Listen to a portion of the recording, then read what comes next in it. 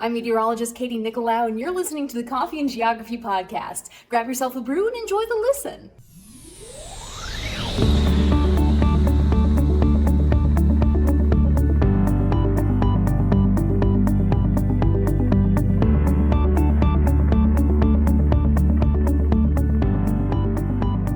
Hello everybody, welcome back to the Coffee and Geography podcast, and it's now 2 in a row with a colleague of mine, one of my work buddies, Lochlann Atack. Hello. Hi, Kit. Hi, everyone. I suppose as well. Yeah. So we're getting a little bit of a run in here with some of the Climate Ambassadors regional hub managers. So my team, my fam. So for those of you seeing it on camera. Yeah, so last week we had Ruth, so our colleague Ruth, and now we're coming back south now at Lochlann to you in London. Hey, so I'm going to introduce Lochlann, folks, and then we're going to get on tracking. So Lochlann works at the UCL Climate Action Unit as the regional hub coordinator for the Climate Ambassadors Programme.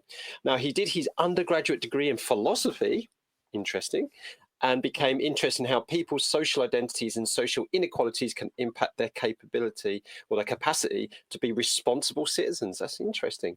And this led Lochlann to complete the Teach First training programme at a school in North London after spending a year teaching an international school in the Welsh countryside during one of the COVID lockdowns.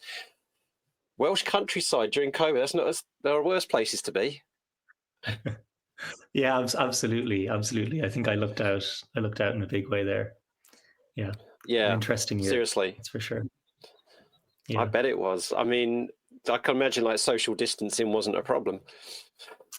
Yeah, no, it wasn't. And because the school was so remote, I think it was essentially its own bubble. So as long as they were very strict about who was coming in and out of the campus, it was largely business as usual, just with lots of hand sanitizer and stuff around. So that's why I was trying to rack my brain thinking which lockdown was it or when exactly was it, and it's all a bit of a blur, isn't it then? And it wasn't really following.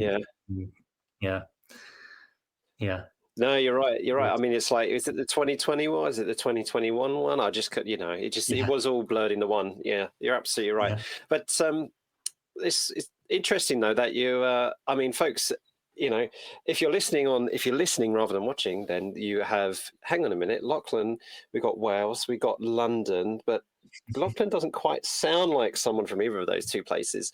And then you told me something I didn't know about you, even though we've worked with each other for a while now, is that you're also half Canadian and that you think your surname might be Yorkshire. So I'm going to ask you, Lochlann, then, right, so you're based in North London, which we'll come to in a minute.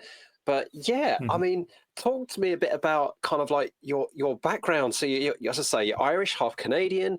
You think there might be some Yorkshire ancestry there or whatever. So what makes up you, Lochlann, as a person then? Like, how do you feel? What's your identity? Do you feel like, oh, I'm Irish through and through? Or do you feel like, well, I've actually picked up a bit of Welsh for when I was in Wales? Or no, I feel a bit North London. So yeah, tell us, like, how do you feel, like your geographical identity? Yeah, I love that question. That's a big one. There'll be some real-time processing, I think, here that you'll witness as I think about that. Probably I don't really have a coherent answer to hand. So maybe that suggests my sense of identity isn't very coherent. But I do think my kind of intuitive response to that is I do feel very Irish. I was born and raised there until I was 16. And yeah, I think part of that is maybe also, I suppose it gets weakened because it's coming up to a decade, since I've not lived kind of full time or it's over a decade now actually since I've lived full time in Ireland. But which is mad, which in a way I suppose there's a bit of an identity crisis there, and I do I think about so what I feel Irish, but what does that actually mean? Which I think is a lot of Irish people would feel that's a familiar question. But then I think also there's something to be said for it strengthening, being away, being abroad, strengthening that sense of identity as well. So yeah, I think I do feel Irish first and foremost. I do get to go back to Canada every couple of years to kind of see relatives with my family as well. And I don't know, I think it's not so much that I feel a strong sense of being Canadian when I'm back there, but I do feel like North America makes a bit more sense to me when I'm there. Maybe I think when I'm not there, it seems like this crazy, nonsensical place, and all of these very strange things happen. But I think, maybe through my dad. I don't think you're alone there, Lochlann. Yeah, I don't think you're alone there. Good to know. Yeah.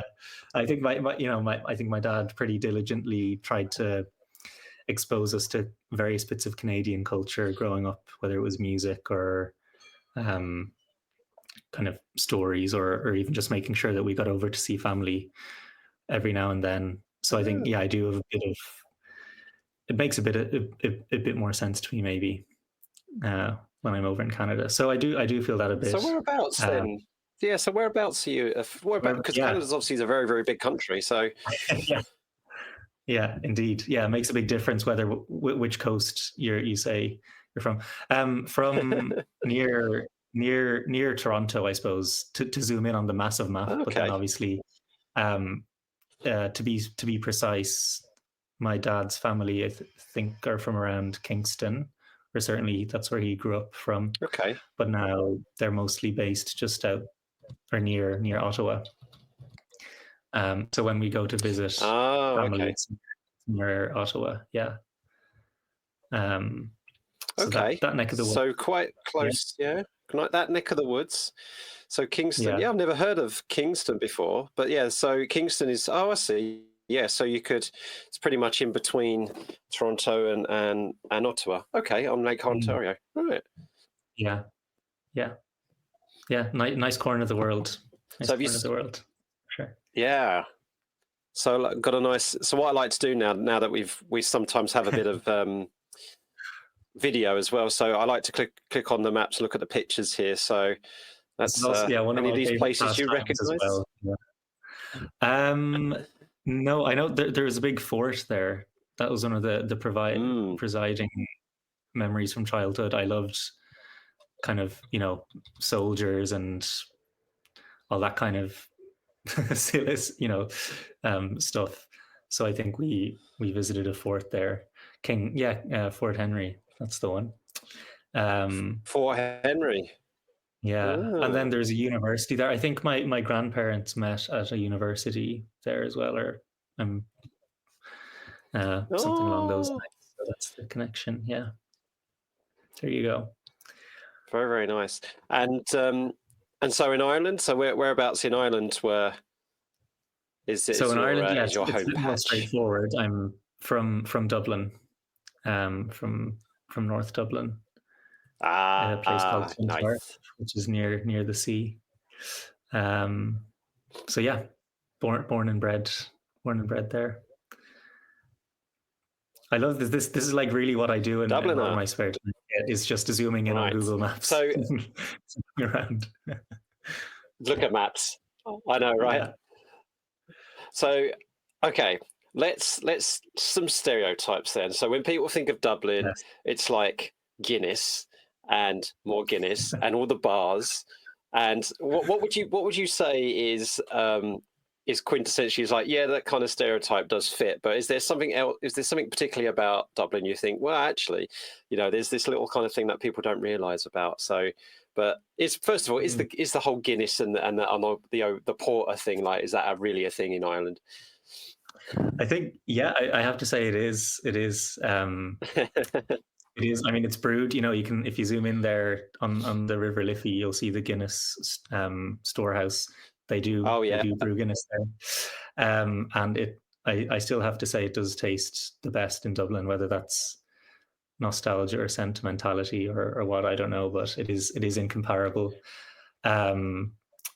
And I think the other, on the one hand, this is where the identity thing comes in, I guess, is, there is a genuine sense of pride in Irish culture that I have, and then there's also this interesting thing of Dublin. Yeah, as you say, there's the stereotype of it's where you go to kind of go on the lash and get really drunk, and I think it's good for the economy in terms of tourism, but also it does take its toll on the city centre, and that's something I think lots of people from Ireland or from Dublin would make clear is it's in an interesting place at the moment, the city. There's a lot of different factors making it a not so straightforward place to kind of live or to settle down in, even if you're from there and you grew up there, in terms of the property market and cost of living and all these kinds of things. And that's something that I feel, that I kind of think about at the moment is I definitely want to go back and live there, because it's home,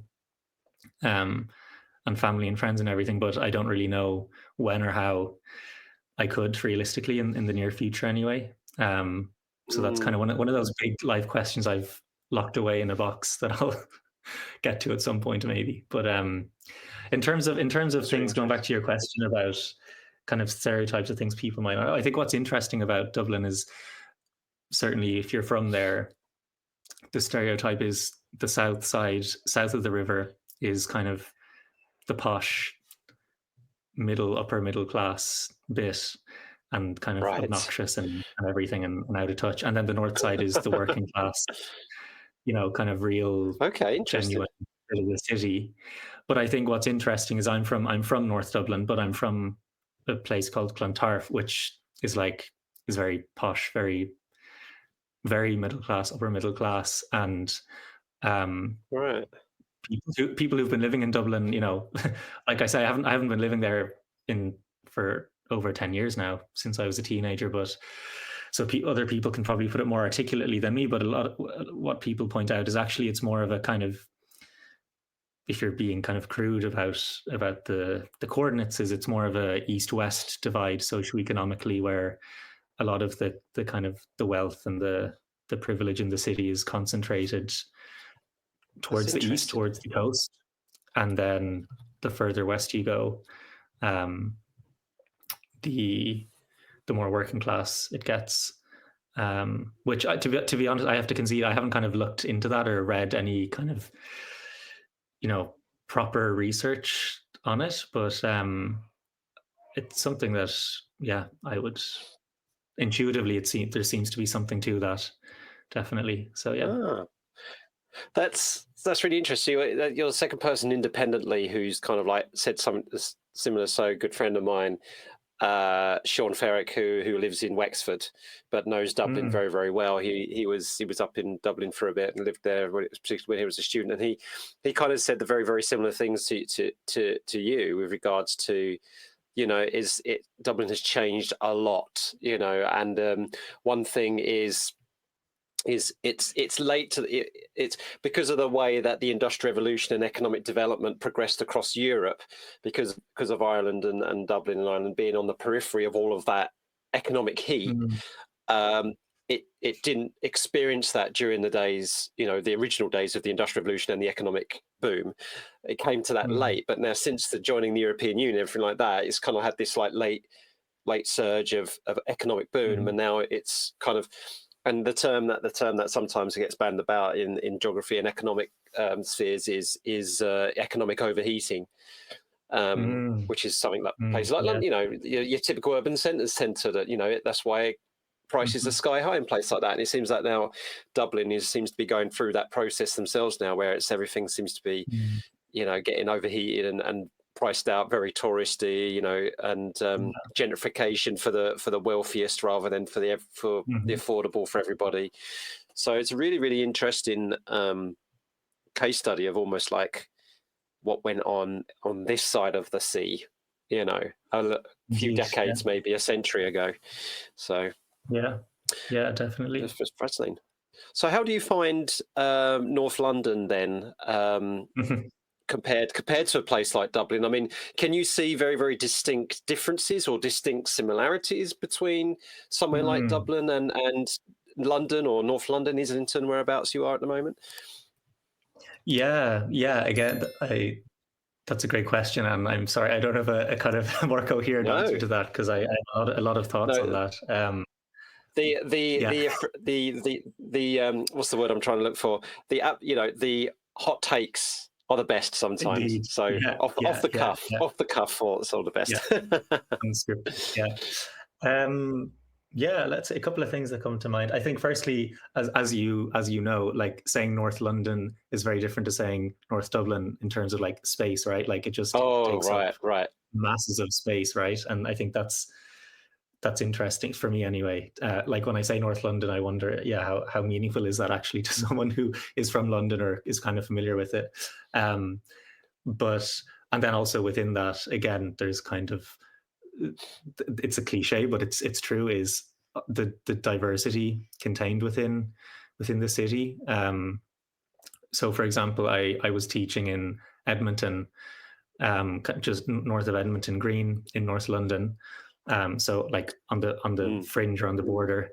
And at the time I was living in Hackney, and kind of, with all the other gentrifying yuppies, and then traveling up on the overground. In Edmonton, and probably interacting with a lot of the families there. Like, there was a large Turkish population there who like have been pushed up the A10 because of gentrification, and there's something kind of ironic, if not maybe tragic, not to get melodramatic, but something interesting there, I think. And then now I live in Islington, and that's quite interesting, because I lived initially on Cally Road, and now I live kind of between Cally Road and Highbury in Islington, in kind of in that kind of more bougie area. So again, like just within those three places I named, like what does it?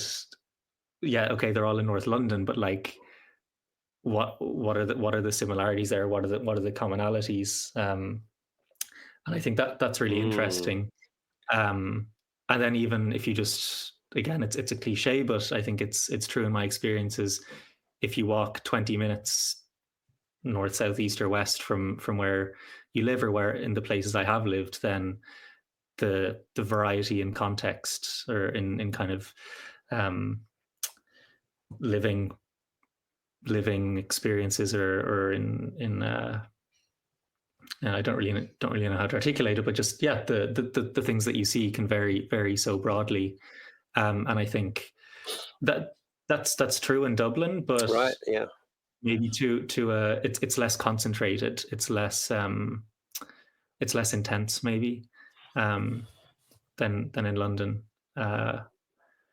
So I think those are a few things that struck me. And then, I mean, the other thing that strikes me about living in London, or maybe one of the reasons I tend to say North London, is I've traveled very infrequently to South London. I've lived here now for almost like 3.5 years, and I have a couple of friends who live in South London, but who I see maybe a couple of times a year. I'll venture south, and I joke about it with some of my colleagues as well who live in South London, where it almost seems absurd in some ways to think that we live in the same city or the same place, because we live in such vastly different places, and then we converge in the same site, where our office or where we work. But then we go back to such different settings.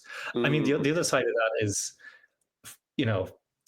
it is all if you zoom out on to the globe, and you think about the world as a whole, obviously these differences, it's all relative, and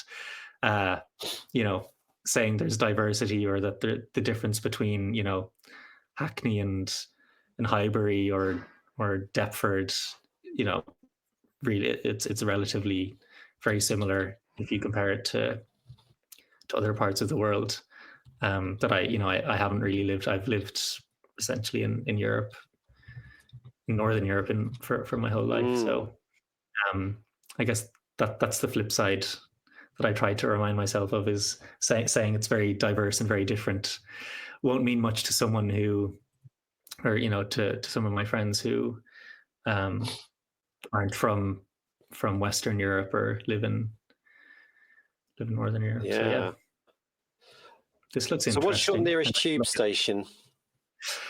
Nearest tube station is this is reasonable because as you were talking, Highbury in Islington. Right. Okay. So, folks, what I'm showing on, if you're not seeing on the screen, if you're listening instead of, there's a fantastic bit of interactive map called Lives on the Line: Life Expectancy at Birth and Child Poverty as a Tube Map. Right. So I've just zoomed into Highbury in Islington, which is on the Overground and the, don't tell me, Victoria Line. Yeah. Very good. Am I right? Yeah. So I've got family in East London, and I'm from just outside of North East London. So, right. Okay. So now the life expectancy at Highbury and Islington is 78, and if you like the few stops either side, like Canterbury, Caledonian Road, King's Cross, St Pancras, Arsenal, etc., 78, 79. But if I just scroll out a couple of bits, what about this pattern, Lochlann, compared to what you were talking about? So further east you go, you start dropping into like 77 in some places like Hackney Wick and stuff like that. But then if you go to the west towards like Hampstead Heath, Chalk Farm, Camden, you get into the 80s. I mean, and then the greys, the shades of greys is child poverty. So the darker the grey, the more deprived child poverty. So what do you think of that? Does that kind of match what you would have expected in terms of your experience, and what to me, how you describe it, and what I know about London as well? Yeah, I think broadly it would. It's not something I've looked into a lot, but yeah, a lot of green the closer to the river you get, and as well a lot more green to the west of London by and large, compared to the east. But I think it's also like the granularity would be interesting as well, because I see, for example, it's quite dark around kind of between Highbury and Islington and Caledonian Road. But to be honest, I mean, just from walking around, it's pretty it's really interesting here, I'd say. Like that's not somewhere that I would say I would expect it to be comparable to, for example, if you go a bit further east, as you're saying. And I think it's interesting looking at the map as well, because I think it's something I love maps. I think I mentioned that to you before, and I'm also fascinated by how there's something really powerful about visualizing data like this, but then also, you and I, Kit, probably know, or you know better than me, but about exceptions that you could apply to here to the map, but maybe someone who isn't familiar at all with London might come away with a completely different conclusion about London based on this. So I think that's also interesting. I wonder if you go, can you go a bit further north? I don't know if they cover. Yeah, let's see how far north it goes. Wood Green, Tottenham House, Seven Sisters is as far north as they go. Yeah. Okay. But yeah, even around Tottenham Hale, that's interesting. Yeah. So folks, so this map was created by James Cheshire and Oliver O'Brien. If you recognise the name James Cheshire, it's because he has been on the Coffee and Geography podcast before, and James and I worked together on some educational materials along with some other people for his book Atlas of the Invisible. And if you love maps, Lochlann, and you don't have Atlas of the Invisible, you need to see it. In fact, what I'll do next time we're in person, I'll bring it and I'll lend it to you. Amazing. So because I think you will absolutely love that. But I'll buy. Got anything to trade? Yeah, maybe. Yeah, but you know what's amazing? I've just noticed. I didn't notice it before, but Oxford Circus apparently. I mean, but you're right. How does this all measure? Because Oxford Circus apparently has got a life expectancy of 96. Whereas Star Lane in the east is where the old dockers would have lived, or not too far away, is 75. But even on you would mention about a global scale. I mean, the global life expectancy average is in kind of like the low to mid 70s. So even the quote unquote most deprived areas of London have a life expectancy similar to the global average. But you were talking about the difference between scales, which is really, really fascinating, really. So I'm going to go right. What I'm going to do before we talk about like climate ambassador stuff and our work and whatnot, because you mentioned Islington and you mentioned Highbury and stuff like that, right? Obviously, now, so do you remember what football team I support? Oh, this is dangerous if you get it wrong. I think I do. Yeah, I'm sorry to say, Kit. I think I do. Right, because you mentioned Highbury, and so I had a shiver when you said Highbury. So yeah. I believe you're a Spurs fan. Is that right? For my sins, yes. So because what you've said in here, I know. Because what we're going to do now, Lochlann, is we're gonna spill the beans early in the podcast episode. So here's you spilling the beans because you said that you love things like human geography, but you love maps and all kind of stuff, and you also love football. So what I'm going to do, I'm going to combine all those things, and we are going to play a quick game. Are you up for this? Oh, absolutely. I'm excited and now nervous. I haven't done this myself, so actually it's testing both of us, not just you. Okay. Right. So, folks, what we're going to do on the screen, if you're watching, great. If not, I'll try and be audio description for the folks who are listening instead of watching. We are going to do a quiz called Stadium Guesser. Now, if you're geography nuts, you might have heard of GeoGuessr, where you got to guess the right place on the map. You might have heard Time Guesser, which is where not only have you got to guess the right place on the map, but you've got to guess the right time in history. So this is a version of those two things, and it's called Stadium Guesser. So what we're going to do, me and you are going to have a go at this. We're going to see if we can explore a map and find yourself at a random football stadium, and your challenge is to correctly guess the name of the stadium. Right, shall we make it easy, so Premier League only, or should we just go for normal mode random? What do you think? Should we be a bit ambitious? What do you think? Or Premier League only? Will we be ambitious? It might, at the least, it'll be entertaining if we fail spectacularly. Okay, entertaining. We're going for normal road. Right, so here we go. We're going to kick off the quiz music. I can't have like football stuff because it would be... okay, I'm going to be humbled very quickly. There it is. Here. Turn it up.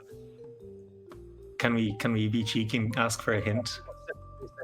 Right, what do we think? So I will ask for a hint. Okay, folks, so we described, so it's a rectangular stadium. There's a very busy road curving around to the north of it. We're going to have to go for it. Oh, it actually gives us, like, it belongs to Brentford. What? It gave us the answer.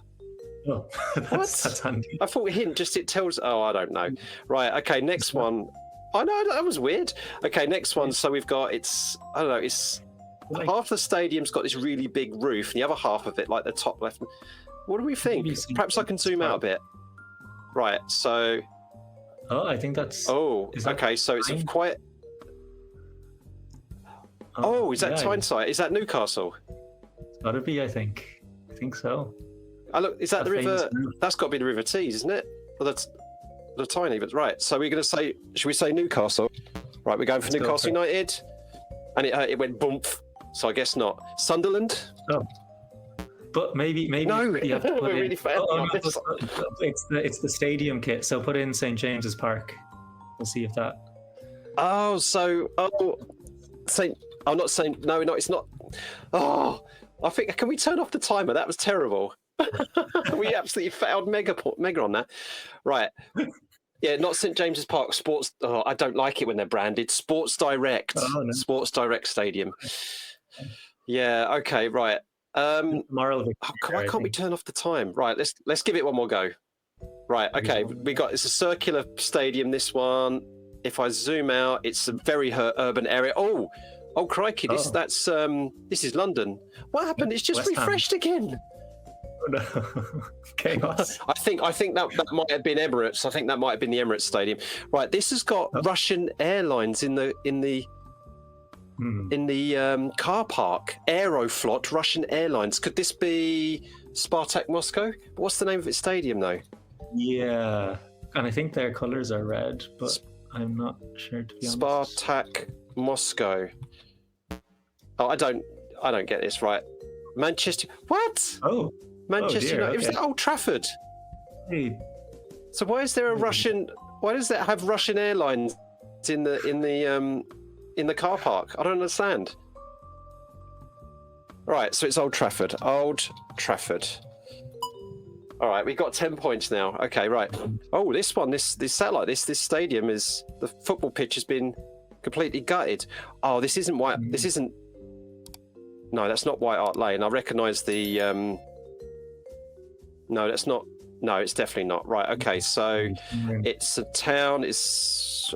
Oh crikey! I'm gonna have to zoom right out and see where. All right, it's in the middle, right in the Midlands. So where do we reckon that might be? Oh, this is terrible. We're doing so poor here. Right, let's give it one more go, folks. You know, if you're listening, I don't blame you for just skipping the next couple of minutes because this is poor. This is the host doing a terrible job of thinking what might work as a podcast. So basically, what's happening, folks, is that we're trying to. They give us the aerial shot of a stadium, and we've only got 90 seconds to get through as many as we possibly can, and we've just failed miserably.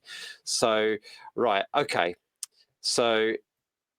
What do we think? Stadium guesser? I think it's too hard. I think they could do better. That's Arsenal, isn't it? That's with Old Highbury. That's Emirates, isn't it? That's Emirates Stadium. Yeah, that's the Emirates Stadium.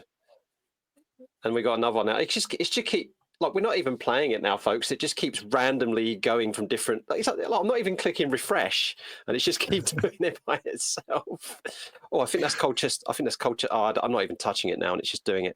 Right. Okay. There's a higher or lower game. Let's give this one a go. Right. This might be a bit more better for audio only. Right. So there's a football stadium game. Guess which football stadium is bigger? A game of higher and lower using football stadium statistics updated October 2023. Right. We'll give this one a go. So here we go. Ready? Ready. Higher play. The Macarena, which is in Flamengo Stadium, or the City Ground, Nottingham Forest. Oh, that's got to be obvious, surely. What do you think? The picture helps, doesn't it? The Macarena has got to hold more people than. Yeah. Okay, and the answer is 78,000 compared to 30,000. Right. Okay, next one. Yes. Oh, this is easy as well. The Macarena in Flamengo or Bet365 Stadium for Stoke City. Let's not rush. What do you think, Lochlann? This is hard, but what do you reckon? I think stick to our... I think the Macarena again in Fluminense. Yeah. All right, next one. Okay, Anfield, Liverpool, or Stoke City. I think I know which one's the answer is that. Yeah, I think it's going to be Anfield, isn't it? Anfield is bigger than Stoke. Yeah, 54,000 compared to 30,000. Right, next one. Oh, okay, this is a bit more of a challenge. Estadio Nilton Santos in Botafogo. Now, is Botafogo, is that Argentina? It's got to be Argentina, isn't it? I'm not even going to guess, to be honest. Right. But which one do you reckon holds more people? Anfield? I reckon the other one. The Estadio Nilton Santos. And it's 44,000. It's smaller. Right. Okay, and now we've got a picture of... Who's that? Kevin De Bruyne, like complaining to the referee. Right. One more time, folks, and then we'll move on. All right. I promise. It's my competitive edges that are coming in now. Play again. Well, I learned something. I learned something new already. So. Right. Are you ready? Ready.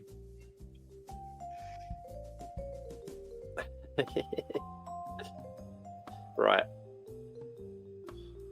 Here we go. Last time. Stade Auguste Delune in Stade Reims and the Tihani Stadium in Evergrande. So actually, this is really good. If you want to teach geographical locations and development, I can't really tell the difference. Although the one on the right looks like it holds a lot more, don't you think? Yeah, it does. Tianhi Stadium at Evergrande. Go with that. Right, we're going to go with the one on the right. 58,000 compared to only 20,000. Right, okay, we got that one right. Okay, Paris Saint-Germain's Parc de France. Is that higher or lower than 58,000? What do you reckon? I'm going to say lower because I think they're rebuilding or they're building a new stadium. So I'm guessing at the moment they probably want to make it bigger. So that's my... Well done! 48,000. Okay. Good job. Right, the King Abdul Aziz Stadium in for Al Wedas. So is that higher or lower than Parc de France and Paris Saint-Germain? I'm going to say lower, although the attendance would definitely be lower, but I don't know, maybe the stadium is just empty, but I don't know, okay. You're right, 38,000. Right, Werder Bremen Stadium, which is one of Weserstadion. I think that's... I hope I didn't butcher that, perhaps. I think that's going to be bigger than 38,000. You think it's bigger than You think it's bigger than 38,000? It is. It's 42,000. Right. Close. Okay. Now we've got Stadio Arechi, which is Salernitana Sports, which definitely looks... Could that be South American? Possibly. Could be. Or Mexico. Be, yeah. Anyway, that looks a lot bigger than Werder Bremen, doesn't it? I mean, look at the size of that stadium. It's got like 3 tiers and... Right, we're going for it, folks. No, it's much smaller. 38,000. We beat our previous score at least. So. We beat our previous one. Well, who's that? That's a Bayern Munich player. I can't quite make out who it is. Looking a little bit meh. I can't tell who it is. Right, well, there you go, folks. Lochlann and I miserably failed that. So I tried something that linked geographical with football and just showed that I am completely useless at both. You and me both. You and me both, kid. Yeah. Oh, I enjoyed it though. Right.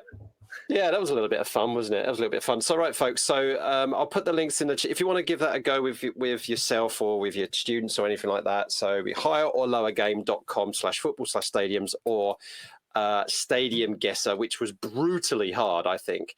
But perhaps we should have just gone for the Premier League stadiums only, maybe, but rather than making a fool of ourselves. Okay, Lochlann. So let's talk shop now for the last 10 or so minutes. The Climate Ambassador Scheme. So you are the regional hub manager for the Climate Ambassador Scheme. So for the folks who are coming about this for the first time, or how would you describe the Climate Ambassador Scheme, and kind of like when you're giving your talks and you're introducing it to schools and the people in London, what do you tend to say? So what's your brief kind of outline of the scheme? Yeah, so in a couple of sentences, because as we both know, we could go on and on, couldn't we, about what the scheme is? But kind of the elevator pitch is it's a program to connect schools with support to develop their climate action plans. And this is something that the Department for Education wants every school in England to have in place. They want every school to have a climate action plan and a designated sustainability lead in place by the end of 2025, which is now 6 or so months away. It gets getting closer and closer. So it's important in that respect, in terms of the broader DFE climate change and sustainability strategy. But it's also important for schools themselves, because it's a way, firstly, that they can kind of engage the school community in climate action and in sustainability action across a range of different areas of action, like biodiversity or decarbonisation or climate education, and also potentially benefit from taking climate action in various different kinds of ways. It could be energy saving. It could be things like adapting the curriculum so it's more relevant and engaging for their students, and potentially improving student outcomes in that way. And it's also a way to potentially engage the school community more broadly, like engaging parents, getting parents involved in the school, and strengthening that sense of school community. So yeah. Very good. Cool. Yes. So that's one way to cover it. One way of putting it. Now I've got a listener question here for us, Lochlann. I think it's a really, really good one to kind of like take the next step of this conversation. So Sarah, who is in the UK School Sustainability Network WhatsApp group, is asking you, can you share a story of one of the most successful climate ambassador outreach work? So something that you've witnessed or you've been a part of or you've heard of from one of your climate ambassadors in London. Have you got like a story of success that you can share with us? I suppose so. Yeah, I can share. There's one or two that come to mind, but something that comes to mind off the top of my head is we're doing quite a bit of work with some councils, some local authorities in London, and we've been working with Hackney Council, probably the longest, or it's one of the longest councils we've been working with for about a year. And their climate education officer has been really helpful connecting us to schools, especially primary schools in the borough. And we've encouraged parents and school governors to become climate ambassadors, but also just encouraged people who are already interested in climate education or in connecting or supporting schools in sustainability work.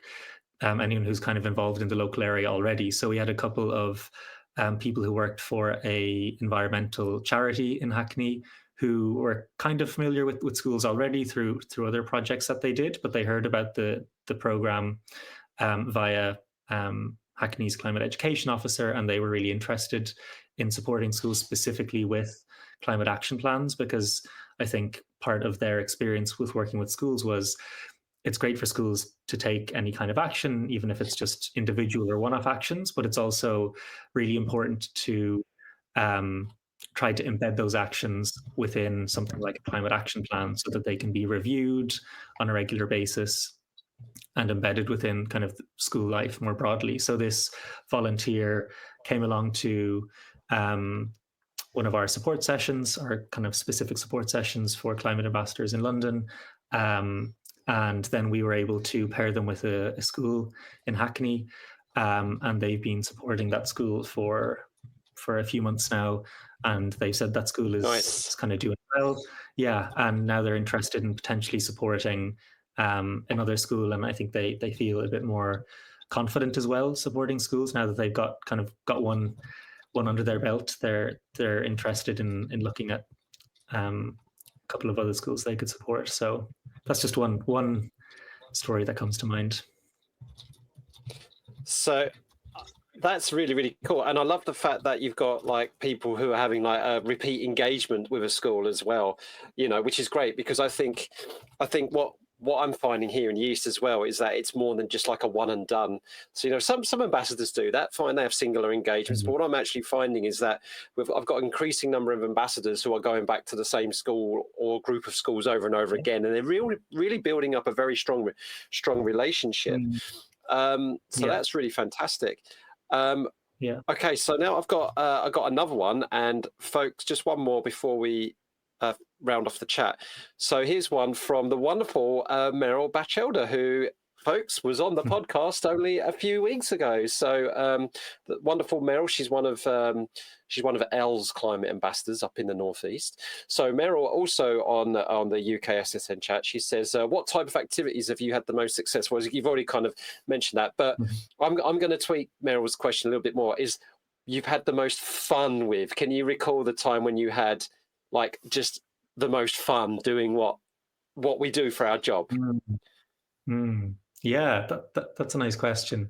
I suppose a lot of the work, let's see, I'm thinking about when I visited a school specifically, but also I think in kind of my capacity as regional hub manager, we go to a lot of various kind of events, as you know, Kit, and sometimes we'll go to bigger national events, but also more local events where a few schools will come and we'll engage. And there was an amazing primary school student council conference that I went to in Newham at the beginning of the year, and I was invited by Newham Council. And what was really amazing, or what was fun about that day, was it was a dozen or two batches of a dozen primary schools and their student councils. So really motivated, really interested young people who were there. And the theme of the day was student voice, or using your voice and encouraging them to speak up. And it was amazing. I think it was kind of more broad. It wasn't focused specifically on climate action, but the kind of the hosts and the organizers of the conference were really accommodating, and they gave us a slot to talk about how it's important for students to speak up and let their school know about what they value and what they're interested in. in terms of making the school more sustainable. And that was really fun just to listen to their ideas. And one of the activities we did was we just gave each school a Post-it note to have a think about what's a project that they would like to focus on, if they could pick one project, and to come up with a name for the project, and just to get them thinking about what they would like to focus on. So there were some great names, some great uses of alliteration as well, to match the project with the school name.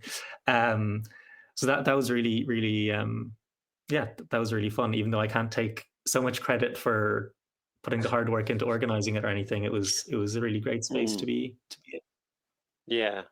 Yeah, I don't think I can think of an occasion where I've not had fun doing this job. You know, I think we got the best of both worlds, where we get to do work with school staff and students, but also the fact that, you know, the way that we get to work with each other as well, which is absolutely fantastic.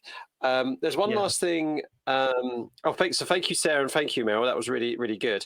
A question that I want to ask, actually, Lochlann, which I feel very, very interested in, is kind of the way that London works in particular, because London is, you've got, it's a devolved power. You know, you've got a mayor and things like that, and you've got some very strong kind of like borough-led approaches. You know, whereas we might have a county council, maybe even a district council, stuff like that. But you've got you know, distinct boroughs that have certain powers or certain things and stuff like that. But then you've got the whole London approach. What would you, from me anyway, from the outside looking in, it seems very, very, the London approach to this kind of seems, the way that you approach it in London seems to be slightly different to the way the rest of us approach our own regions. So, I just want to just finish off in terms of maybe giving us an example of how you've been approaching the climate ambassador schemes with schools in London. You know, like, bearing in mind its unique geography, and it's in fact a huge urban area, obviously. So, a little bit of an insight to that would be fascinating, I think.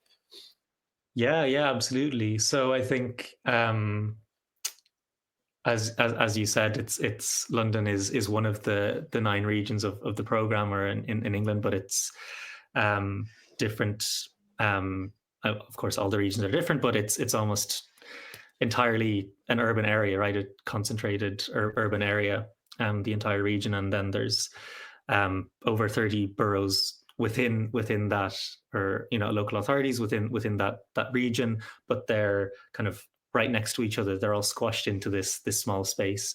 So in terms of the approach that we've taken as a regional hub, as much as we'd love to be working kind of simultaneously closely with all of those 30 or so boroughs, that's just not possible capacity wise. So we found, and then I think another factor to mention is we're really lucky in London that there is so much happening already, for obvious reasons, because it's a capital city. There's lots of things going on, lots of organizations that just happen to be here. And so I think one of our big tasks is almost making sense of all of the great things that are happening across the city, and trying to package that or present that and signpost existing support to schools in a way that doesn't feel overwhelming or like a long list that schools then have to wade through. So I often say one of the tasks, or one of the issues, isn't so much needing more, although more support is needed, but there is a lot of support out there. It's about making that navigable and kind of approachable to school staff who we know are already working like incredibly hard and have so much on their plate. So I think, bearing those two things in mind, one approach we've had a lot of joy with and that we're focusing on is collaborating with councils, as I mentioned already, and kind of beginning with listening to what's happening in councils already, or happening in boroughs, and getting a sense of what the specific needs of schools of maintained schools in that borough are, according to the council, or maybe things that the council themselves would like to improve or focus on in their relationship with schools. And then we, to the best of our ability, at the Climate Action Unit and as the regional hub, we try to kind of create a bespoke collaboration plan with with that council. So, for example, in Hackney, the result was focusing on supporting primary school federations in the borough. That was something that the council wanted to focus on. Yep. In Okay. Barnet, Yep. they were interested in developing a strategy for schools, a climate change strategy for schools, because that's something they didn't have and they wanted to develop. In Hammersmith and Fulham, for example, we've started to focus on specifically training governors to be climate ambassadors for schools, because that's something, again, we heard from the council. So our approach is very much, I think, trying to respect all of the activity that's happening already, and reminding ourselves we're not the first people who have thought of trying to support schools with climate action. There's a lot of people working really hard on that already. It's how can we use climate action plans and use the resources of the Climate Ambassadors program to kind of augment and complement all of the work that's happening already. I suppose that's one way I'd summarize our approach. But I think as you say, any time that someone can offer to a school is much appreciated, and we'll do our best to connect them with the school. But we're really interested in, as you say, those kind of repeat engagements, that longer term support that individuals can offer to schools. If that's parents or governors or someone who's locally based, I think there's a lot of really valuable kind of institutional knowledge that those individuals have, and kind of familiarity with the school community. That's really, really powerful when you see that kind of in action. Yeah. I mean, and we know that London, there's quite a fair few things that go on in London, which is very, very fantastic with this. Like, they have their Climate Action Week, and so this year it's in June of 21st to 29th of June, and I think our Let's Go Zero will be involved in this. So I saw Ashton's name around here somewhere. Scroll along here. So yeah, I mean, there's all these kind of, and you're absolutely right, Lochlann. There's so many councils out there doing great work already. There's so many fantastic people doing stuff.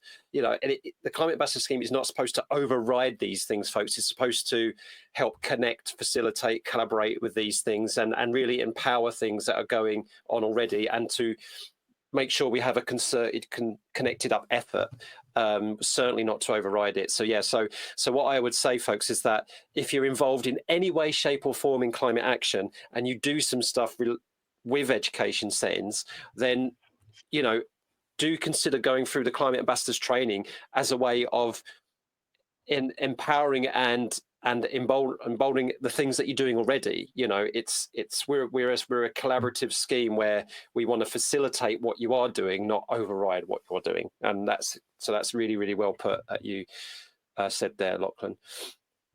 Yeah. So any final things you'd like to say about the Climate Ambassador Scheme, or kind of your role as the regional hub manager before we close off? I don't think so. I think the main thing is I feel very lucky to have the job, and to be able to do this kind of as the 9 to 5, or sometimes it's the 9 to 5 plus, as you can probably relate to, Kit. But I feel very, very grateful to kind of be in this role, and then also just to be able to work with colleagues like yourself. Every program comes with its challenges, but at the end of the day, like, the program is trying to help schools engage in climate action, and that's something that's really meaningful and close to my heart. So I'm just very grateful for that. And I wouldn't have met you if I didn't have the job, Kit. So oh yeah, no, we wouldn't. Yeah, I mean, I've said it so many times again that we all get on really, really well as a regional hub manager team, and it's just so delightful to, and I think the last time we saw each other in person, wasn't it? It was at the Natural History Museum, where there was us southern lot who were there. So there was me, you, Gemma, and who else was there? Me, you, Gemma, and Nikki. Nikki was there as well. Nikki was there, yeah. Yeah, and then we had all of our sister project people as well, so that was pretty cool. And me and you had a little wander through the museum on the way back to the tube, didn't we? Yeah, which was quite lovely. Yeah. Yeah. Oh. All right, folks. So we're going to finish off now with the We Are All Geographers. So that's linking our guests up one to the other. So the person who was on before you, Lochlann, was our colleague Ruth up in Yorkshire.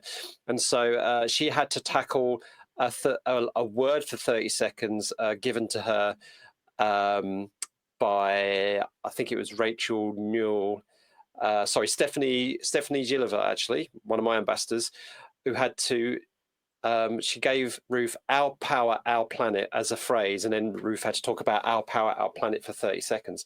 So when I asked Ruth what would she want to give you to riff on for 30 seconds, because we were talking about like music and stuff like that, she came up with the word beat, B-E-A-T, beat. So she just wants you to talk about beat for 30 seconds.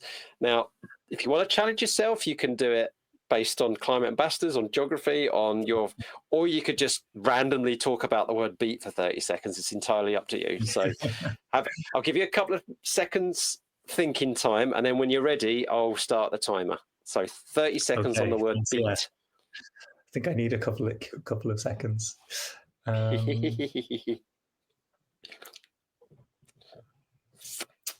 Okay, so I'll go for climate. I'm not sure if it's anything to do. It's more of a thinking out loud. But yeah, we'll see where it ends up. Oh, the timer! I can hear the timer. I'll start it again. Yeah, I'll start it again. Right. Beat. I think what comes to mind when I hear the word beat is like combat or kind of conflict and. Thinking about things in terms of militaristic terms. And I think often the temptation is to think about climate change within that, and as it's something to beat or to kind of vanquish or overcome. And go on, finish it. I prematurely set the time, and you finish your thought. So it's a kind of a thing to beat or vanquish. Yes. Yeah. Yes, and I think just sometimes that has its values, but I think also that can be kind of limiting. It's a limiting way to conceive of climate action and actually thinking about ways we can, conceive of responding to the climate crisis or to climate change differently. Is maybe more constructive. So yeah. Yeah, rather than that. Yeah. So like we can approach climate change through like musical beats and joy and passion and movement, but not beating with a stick or beating like we've got to fight it. Yeah, I used to be the kind of person who used to use the word like fight or stuff like, but I don't know, it doesn't sit very well with me because I do have a lot of fun and enjoyment and passion doing the work that I do, and I feel so much better for it having that approach, and I feel like a lot more gets done by having that approach rather than thinking it's a war, which has so many negative connotations, obviously. So, and drives more anxiety. So, yeah, no, nice.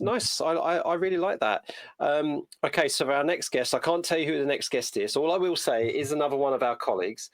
But what would you like to give this person a word or a very, very short phrase for them to have a go at for 30 seconds? And this time I won't bodge the timer for them. I won't make it too tricky. Should I? I'll just pick something random. You're too kind. Something like plant. I think I was talking to you about how I inadvertently kill houseplants. So we'll go with plant. I wasn't going to mention it, Lochlann. You did put that in the thing as well about, I kind of like tend to kill houseplants, but I thought we'll leave that. But you brought it up yourself, so My confession. You've confessed. This is welcome to the Coffee and Geography Confessions, folks. I think that should be a special feature. Right, fantastic. So, folks, you can. So, Lochlann, the wonderful, lovely Lochlann, is one of our regional hub managers, and you can get hold of any of us by going to climateambassadors.org.uk/get-involved, and all our email addresses there. But Lochlann's, if you're in London, is climateambassadors_London@ucl.ac.uk. And is there any other place that people can find you on? I mean, do you do LinkedIn or social media or anything like that, or is it purely that email address? Yeah, I have LinkedIn as well. That's the extent of it. Okay, so there you go, folks. Just search Lochlann up on LinkedIn and there you'll find him. And finally, we've got the other regional hub managers. We've got our fam, but is there anyone else you'd like to say hi to before we go? No, just I'll shout out the other RHMs, and it's a pleasure to work with all of you, and I'll see you at a Microsoft Teams meeting soon, I'm sure. Yeah, yeah. Or as Emma likes to go, woo! Yeah. Yep. Okay, so that's it, folks. Lochlann and I have had a bit of a chat then, and then the next time we'll see each other, as Lochlann just said, we'll be in a Teams meeting. Thanks for listening, and Lochlann, thanks very much for giving up actually your part of your day off to talk to me. So thank you very much. My pleasure, kid. Thanks so much. And that's a wrap for this episode of Coffee and Geography, folks. If you're itching to know more about the Climate Ambassadors' awesome work, visit www.climateambassadors.org. Don't forget to follow us on Blue Sky at geogramblings.com and use the CoffeeJogPod hashtag to stay in the loop. Submit your questions for our guests on LinkedIn or Blue Sky with hashtag JogQoverABrew. Keep exploring this amazing world, tackling climate action and flexing your geography muscles. Stay curious, keep jogging, and keep making waves.